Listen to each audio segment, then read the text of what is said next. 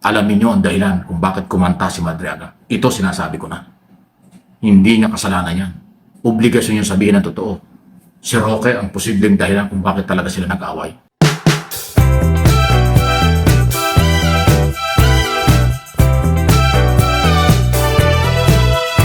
Eto na. Hindi po palalampasin, hindi ibabaliwala ng Office of the Ombudsman ang balita at sinumpaang salaysay nitong si Ramil Madriaga na siya ay nagdi-deliver ng pera sa compound ng Ombudsman noong mga panahon. Siya ay nasa ilalim ng mga Duterte, kaalyado ng mga Duterte. Tama naman po yung gagawin niya ng Ombudsman dahil korupsyon yan. Sino mga opisyal ng Ombudsman ang tumatanggap ng pera kapalit ng kung ano, dismissal ng kaso, protection para hindi kasuhan? Yun ba yun? Kasi yun lang naman eh. Wala naman tayong ibang nakikita ang dahil kung bakit at ano ang kapalit ng sinasabing pag-deliver ng pera sa Ombudsman noong nakaraang administrasyon. Dalawa lang yan. Pag-dismiss ng kaso or protection para hindi kasuhan. Bay matindi. Kung merong korupsyon sa flood control, scam, abay, nasa ng katarungan, nasa ng katotohanan, nasa ng karapatan ng sibilyan kung dinadaan sa pera. Yan po kasi ang sinasabi ng Madriaga eh. Nagdi-deliver siya ng pera dyan, nag-deliver siya ng pera sa Laguna, nag-deliver siya ng pera kung kani-kanino. At galing umano sa drugs at pogo. Gambling at drugs ang pinanggagalingan ng pera. Delikado yan. Kaya ba nadi-dismiss ang mga kaso sa Ombudsman? Kaya ba humihina ang kaso pagdating sa Sandigan Bayan? Dahil kanyan may deliver ng pera? Abay matindi. Tama lang ho yung paninindigan ngayon ng Ombudsman under Boy Remulla. Alamin ito, papatulan nila, magiging guide sa investigasyon ang sinumpaang salaysay na ngayon po ay nasa Ombudsman na. Ang sinumpaang salaysay ni Ramil Madriaga. Kaya nga, kailangan siyang ilipat ng kulungan at proteksyonan. Ang hindi lang naman naniniwala dyan siguro at kaagad-agad ay kanilang sinisira ay yung mga Duterte, mga DDS, mga supporters na expected na yun. Pero kung ikaw ay matinong Pilipino na ang gusto mo'y katotohanan, matinong Pilipino para malaman mo kung ano nga ba ito, abay dapat mag-imbestiga. Para malaman natin ang totoo. Magkaano at sino ang tumatanggap. Ano ang kapalit ng pagtanggap ng deliver ng pera niyan na ang pera ay galing sa illegal na gawain. Mabigat po yung akusasyon yan ng dati nilang kasamahan. Pinakamahirap talaga pagka nagsalita na ang insider. Pinakamahirap talaga magsalita na yung kasama sa matagal na operation. Tapos biglang mahihiwalay, mag-iiba na. Alam naman natin kung bakit nagkaganyan dahil inaway ni Harry Roque. Si Harry Roque ay naging kaaway ni Madriaga dahil sa issue ng Pogo Operation.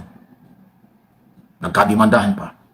At dahil dyan, napilitan siyang umalis sa kampo ng mga Duterte at kay Vice President Sara Duterte, itong si Madriaga, dahil kay Harry Roque.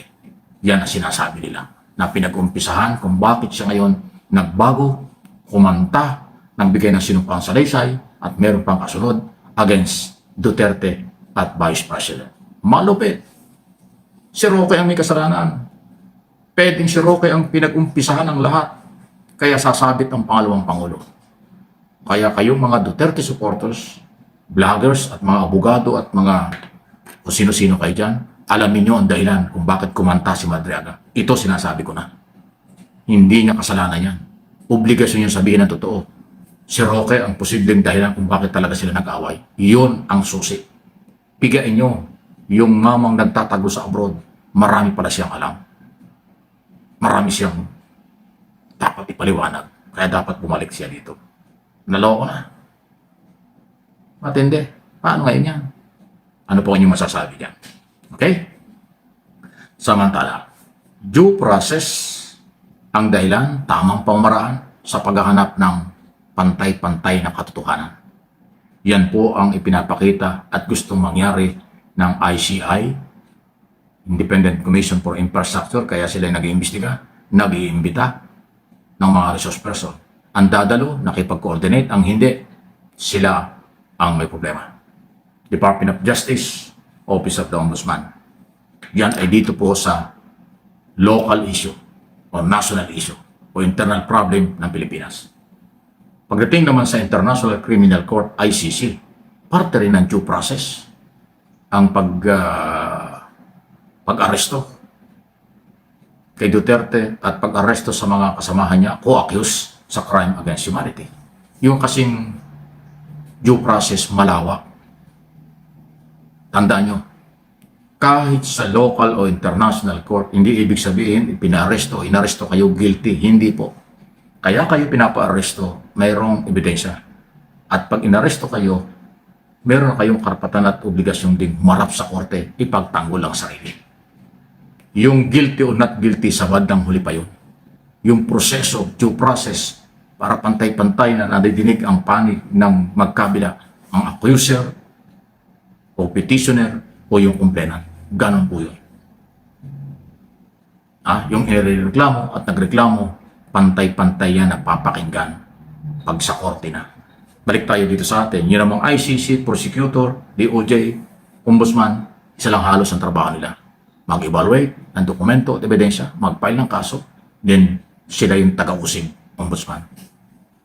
Kaya pag nagkaroon ng warrant of arrest, hindi ibig sabihin guilty yung huhulihin. Guilty na kayo. Yan ay parte ng proseso. Parte ng pantay-pantay na pagkakataong pinagkakaloob sa inyo. Kaya kung hindi kayo dadalo sa invitation ng ICI, DOJ, Ombudsman, sila, kayo ang mawawalan. Dahil pagdating sa korte, mapipilitan kayo talagang humarap at kung hindi, delikado. Pag hindi mo hinarap ang kaso sa korte, malamang kalaboso yan kahit sino ka. Kasi hindi mo ginampanan yung iyong obligasyong ipagtanggol ang sarili. Yung po yun, di ba?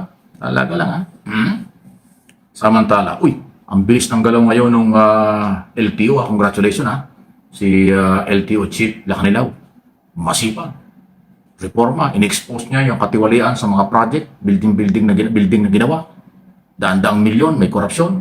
Pagkatapos ngayon, kung may reklamo ng pang-aabusong driver, kaagad-agad sinususpindi ang driver's license.